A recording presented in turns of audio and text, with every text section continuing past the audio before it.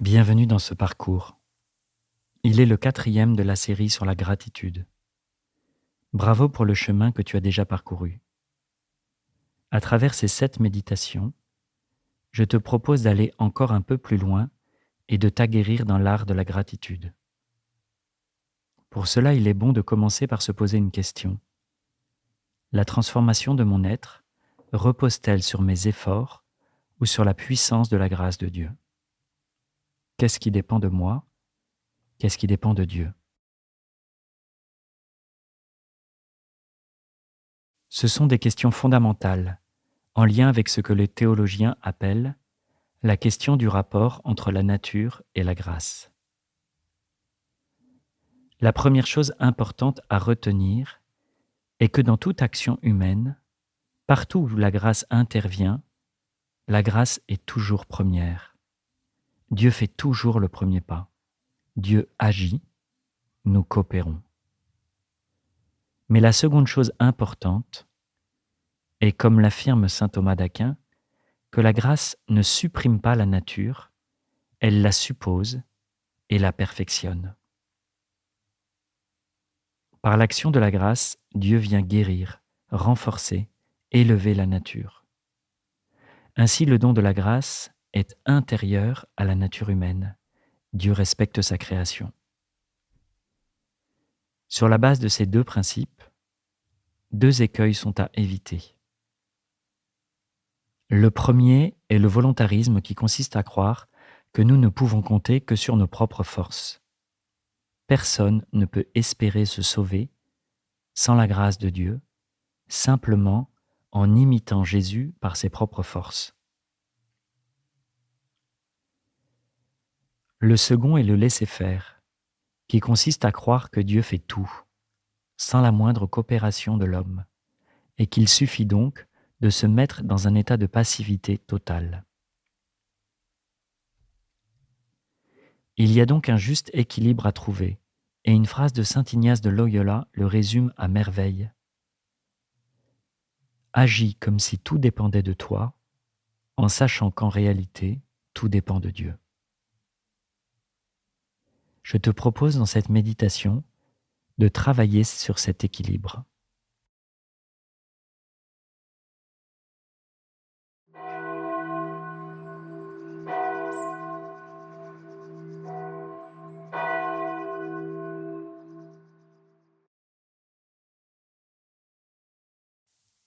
Je commence par choisir un endroit calme et je prends le temps de bien m'installer. Je peux fermer les yeux et j'essaye de me détendre en respirant tranquillement.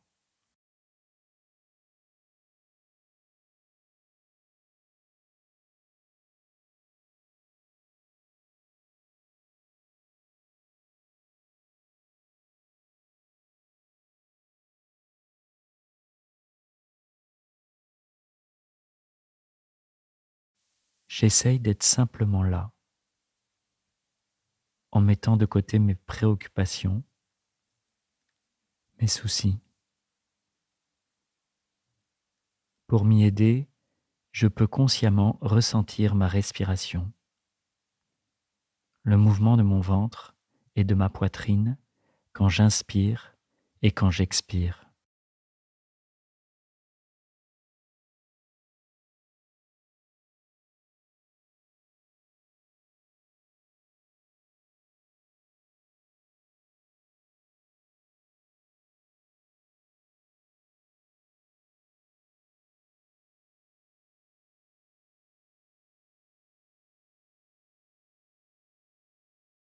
Quand j'inspire, j'accueille le souffle de l'esprit en moi.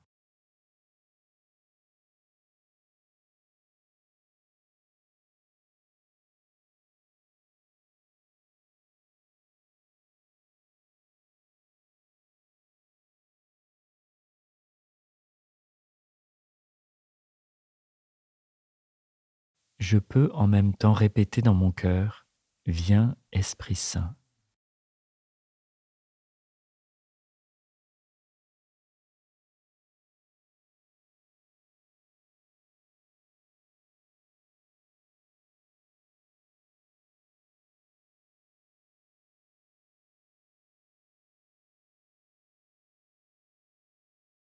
je commence par me demander quelle tendance est la plus forte chez moi.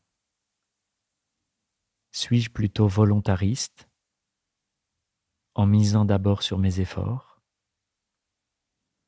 ou au contraire, suis-je davantage dans l'abandon au Seigneur, dans la prière, dans l'attente de la grâce de Dieu, au risque de ne pas passer à l'action?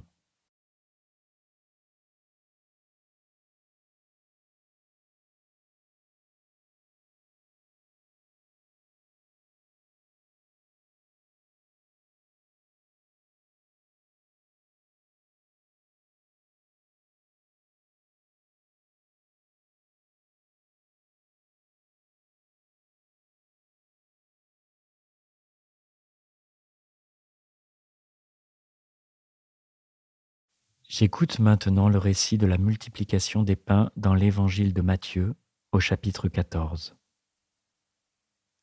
Lorsque Jésus sortit de la barque, il vit une foule immense. Il fut bouleversé par ces gens et il guérit leurs malades. Le soir venu, les disciples de Jésus s'approchèrent de lui et dirent : « Il est déjà tard et cet endroit est inhabité. Renvoie tous ces gens pour qu'ils aillent dans les villages s'acheter des vivres. »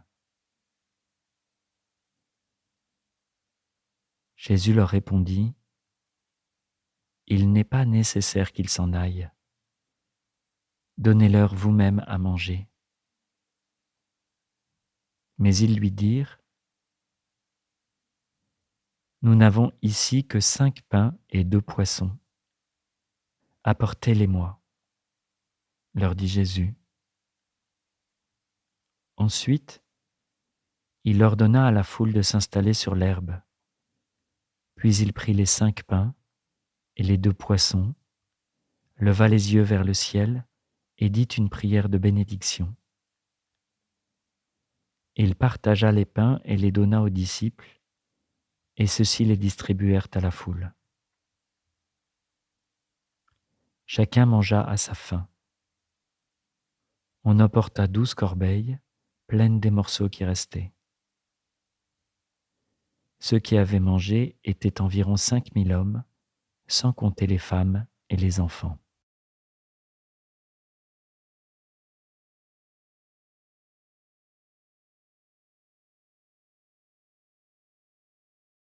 J'écoute à nouveau ce passage.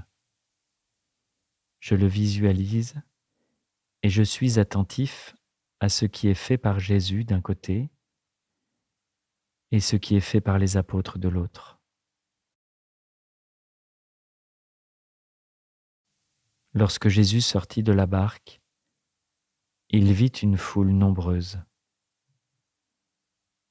Il fut bouleversé par ces gens et il guérit leurs malades.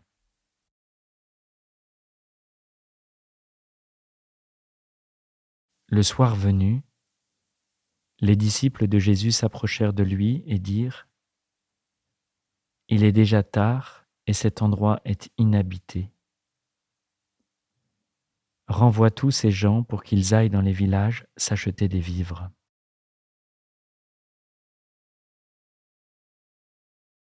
Jésus leur répondit : « Il n'est pas nécessaire qu'ils s'en aillent. Donnez-leur vous-même à manger. »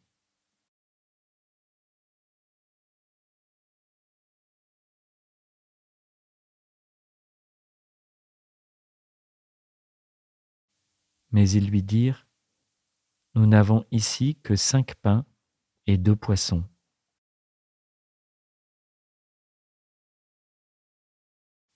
Apportez-les-moi, leur dit Jésus.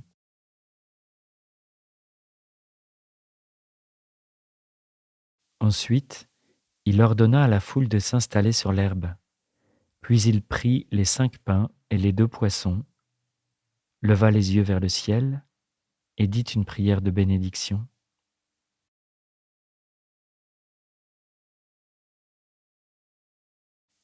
Il partagea les pains et les donna aux disciples, et ceux-ci les distribuèrent à la foule. Chacun mangea à sa faim.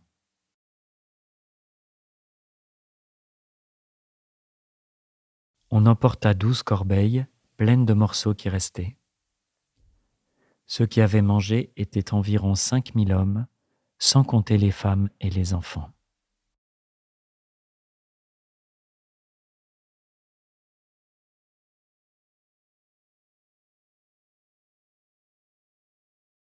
Cinq pains et quelques poissons, c'est bien peu pour 5000 hommes. Jésus n'avait pas fait apparaître des pains et du poisson. Il a pris ce qui existait, même s'il y avait peu. Il l'a béni et multiplié. C'est typique de la manière dont Dieu procède. Il désire que nous apportions notre petite contribution, même si elle paraît insignifiante.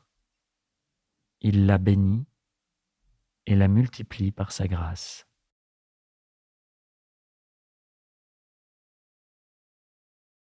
Au cours des précédents parcours, j'ai été invité à installer de petites habitudes pour être davantage dans la gratitude, comme celle de reconnaître chaque jour 3 raisons de remercier Dieu. Je prends le temps de faire le point. Quelles habitudes ai-je pu mettre en place? Comment est-ce que je peux les installer davantage? Comment m'engager encore un peu plus dans cette attitude de gratitude?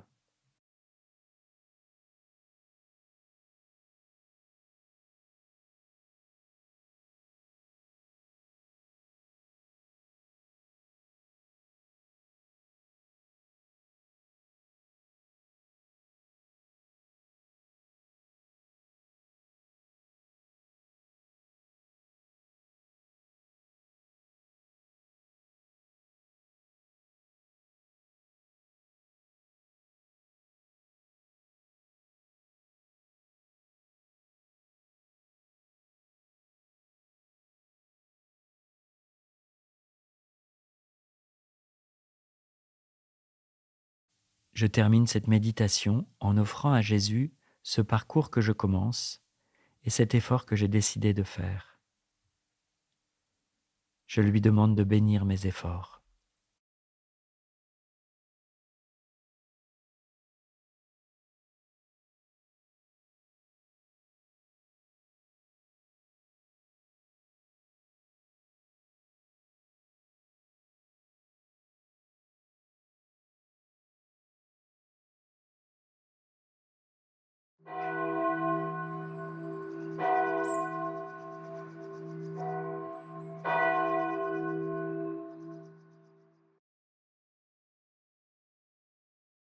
Demain, nous commencerons à voir ce qu'il nous faut combattre afin de permettre à la gratitude de grandir en nous.